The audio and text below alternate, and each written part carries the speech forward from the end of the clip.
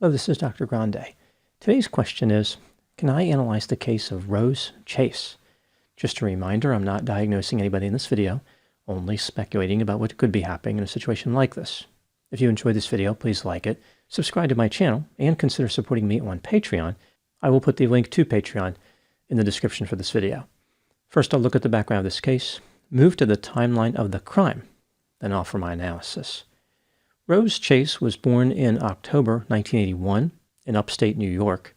When she was in elementary school, her family moved to Stanley, New York, which is about 50 minutes southeast of Rochester. Rose had a learning disability and was bullied in school. She was socially isolated and preferred to spend time with her pets, which may have contributed to her having dreams of being a veterinarian someday. When Rose was in high school, she met a fellow classmate named Adam Chase. He was a year older than her. Adam was described as having an intense interest in science fiction, computer video games, swords, and the history of the Renaissance. Rose also had unusual interests, and the two became friends. A few years later, their relationship turned romantic. Even though Rose struggled academically due to her learning disability, she managed to graduate from high school. Adam did not have the same success. He dropped out of high school at the beginning of his senior year because he did not want to go to gym class. Later, he earned his GED. In June 2001, the couple married. Initially, they lived with Adam's family before moving to a trailer in Bristol, New York. Rose worked for the Crossman Corporation. This is a company that manufactures air rifles and air pistols. Adam struggled with his employment. He had several jobs, including one at a call center. He did not have a good work ethic and was described as aimless and possessing low self-esteem. In 2007, Rose had a son named Tristan. Adam believed that he was the father of this child, but it is not clear if he was or not. As Rose continued to work, Adam decided to become a stay-at-home father. This gave him more time to play video games, which appeared to be his primary mission in life. Due to Rose's success at work, the family had enough money to move in 2011. Their house was located on Mott Road in Stanley, New York. During their marriage, Rose had a number of extramarital affairs. The family members of Adam Chase warned him about what was going on, but he always took the side of his wife, claiming that she would never cheat on him. In 2012, Adam decided that he would go back to work when Tristan started kindergarten in the fall. He lined up a job as a debt collector. As it turns out, it was a job that he would never start. Now moving to the timeline of the crime. On June 14, 2012, Rose went to pick up Tristan, who was staying with Adam's mother. She told Adam's mother that Adam was missing. He had left the house that day on foot after an argument and never returned. On the next day, June 15, Adam's mother reported her son missing to the police. Officers spoke to Rose on June 16 and asked her what happened. Here is the story that she supplied to them. Rose indicated that Adam was addicted to video games and refused to get help from a mental health counselor. He would get so caught up in a role-playing game online that he would urinate in cans and bottles instead of getting up to use the bathroom. Watching Tristan no longer appeared to be a top priority for Adam. In the morning, he would sleep in and leave Tristan unattended. On one occasion, Tristan even wandered outside for a while before being discovered. Extremely frustrated by Adam's behavior, Rose arranged to speak with him on June 14. When she attempted to talk to him about his video game addiction, Adam ignored her and went back to his computer. Eventually, the confrontation escalated, and Adam punched a wall. Sometime between 11 and 11:30 a.m., he left the house on foot. The police stopped by the Chase family house on June 18. Rose gave her consent for the property to be searched. Investigators noticed that the house was extremely disorganized and messy. There was trash piled everywhere, and the smell was unbearable. In the basement, the police detected an extremely strong odor, like some type of animal had died down there. Rose explained that the sump pump had failed, which caused the basement to fill with water. Using a cadaver dog, the police examined the basement, but did not find anything but wet trash. After this, the police more or less gave up on the case. They just assumed that Adam left on his own volition.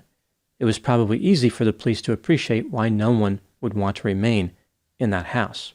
Even though the police had essentially given up on finding Adam, his family had a different theory. they suspected that Rose was involved in Adam's disappearance. When they brought their concerns to the police, they were told to let it go. The police falsely claimed that there was no reason to suspect that Rose was involved in Adam's disappearance, despite the fact that Rose had multiple extramarital affairs. One of her affair partners had even moved into her house right after Adam disappeared. On one occasion, Rose called the police on the family of Adam Chase, claiming that she was being harassed. Officers warned the family members to leave Rose alone or they could be arrested. They even called the family members crazy.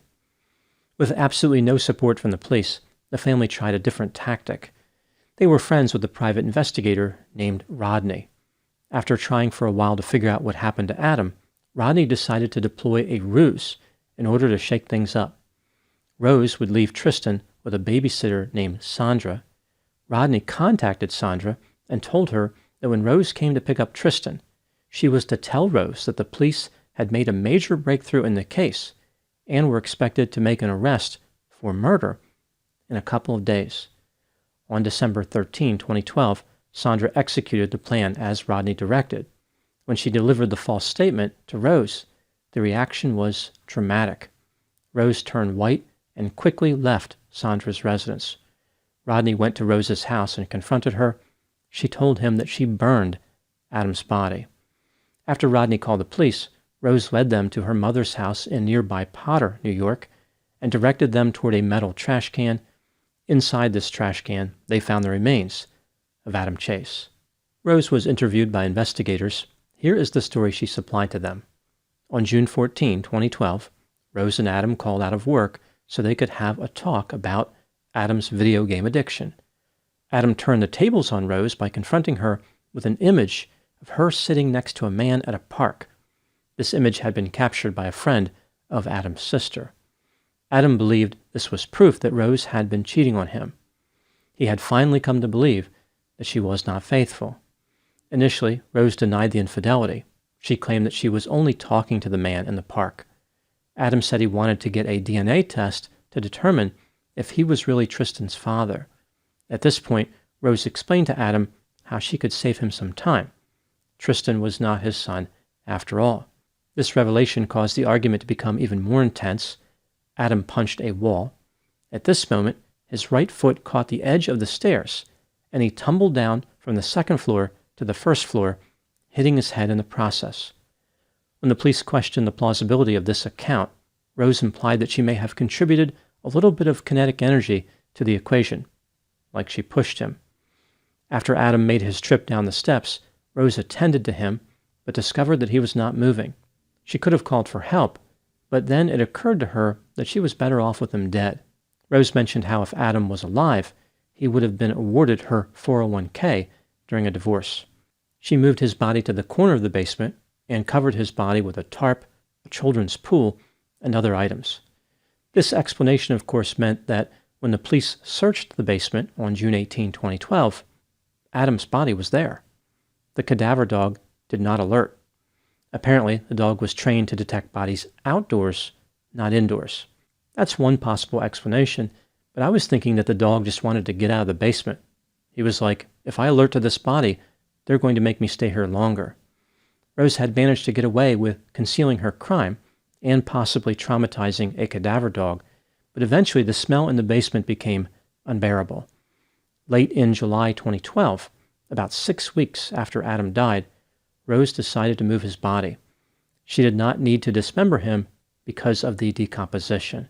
Rose told investigators that he just fell apart, saying, quote, head, arms, legs came off, no problem, unquote. After transporting Adam's body to her mother's property, she burned his body and left his remains in a metal trash can. Rose was arrested for murder and would go on trial in October of 2013. On October 18, Rose was convicted of second-degree murder, tampering with evidence, and endangering the welfare of a child. She was sentenced to 24 1/3 years to life in prison. The sentence for the endangering charge was 1 year to be served concurrently. This charge is a misdemeanor.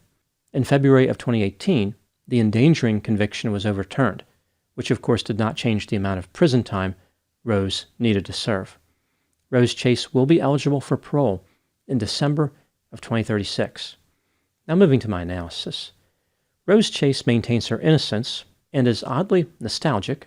During an interview, she said, quote, "I will cherish these memories despite what people make me out to be," unquote. Her defense argued that Adam's death was just an accident. He fell down the steps from the second floor to the first floor and died in the process. When Rose pushed Adam down the basement steps, she was attempting to murder him. However, he was already dead.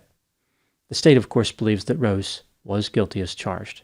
This brings me to the question, was Rose guilty of murder? Let's take a look at the evidence both for and against the idea that Rose was guilty, starting with the inculpatory factors. Rose had multiple affairs during her marriage and was having one at the time of Adam's death. Her lover moved into the house not long after this. Rose concealed and eventually burned Adam's body. She admitted that she was better off with him dead. The story that Rose supplied about Adam falling or being gently pushed down the steps does not make a lot of sense. Even if one were to believe that Adam fell down the steps by accident, Rose definitely pushed him down the second flight of stairs. Why would she have done this if he was already dead? Moving to the exculpatory factors, technically, Adam could have died falling down the stairs without any assistance from Rose. That's pretty much it for exculpatory factors. When considering all the evidence in this case, do I think that Rose was guilty of murder? Yes, in my opinion, she was guilty beyond a reasonable doubt. Her defense did not even call a single witness at her trial, which is astonishingly consistent with my list of exculpatory factors. What do I think happened in this case? This is just a theory, my opinion. When Rose and Adam first met, they were impulsive, immature, irresponsible, and socially isolated. Over time, Rose became more career-oriented and outgoing. She even took the outgoing component to an extreme by engaging in extramarital affairs. Adam, on the other hand, was fixated on video games and not ambitious at all. This disparity between them was used by Rose to rationalize the infidelity. She was content to let things continue as they were, but the photograph of her with the man in the park changed everything. Now Adam was angry, and maybe he even threatened to divorce her. Rose was not willing to lose money to someone she viewed as unbelievably lazy. During this heated confrontation, Rose somehow murdered Adam. Maybe she pushed him down the stairs, maybe she used a weapon. There's no way to know, and there's no reason to believe that Rose would ever tell the truth. Whatever happened, Rose was responsible for Adam's death and made a clumsy effort to dispose of evidence. Both she and Adam had an extremely high level of disgust insensitivity, meaning they could tolerate foul odors, decaying bodies, and trash rotting in plain sight. This made moving and disposing of Adam's body pretty easy for Rose. When the private investigator executed the painfully obvious trick, the gullibility that Rose had combined with a little bit of guilt to compel her admission. She never confessed to murder, but her body disposal effort convinced everyone of her guilt. Now moving to my final thoughts. The case of Rose Chase can be summarized in this way. A solitary, shy, and socially awkward soul named Rose secured a spouse smitten with sci-fi. Subsequently, a son sprouted. Swayed by solitude, Rose sought solace in secret liaisons, sparking suspicions regarding her son's sire. Stirred by strife, a savage squabble about the shenanigans ensued, sending her spouse soaring down the stairs. Surveying her spouse's severe status, Rose resolved to seal his fate, shoving him down a second set of steps. Succumbing to scrutiny, she spilled the sinister saga, secure that her shaky story of stairway stumbles could sidestep serious sanctions. After being sentenced, she shall spend several sorrowful seasons stewing about her stair-slipping scheme in seclusion. Those are my thoughts on the case of Rose Chase. Please put any opinions and thoughts in the comment section. They always generate an interesting dialogue. As always, I hope you found my analysis of this topic to be informative. Thanks for watching.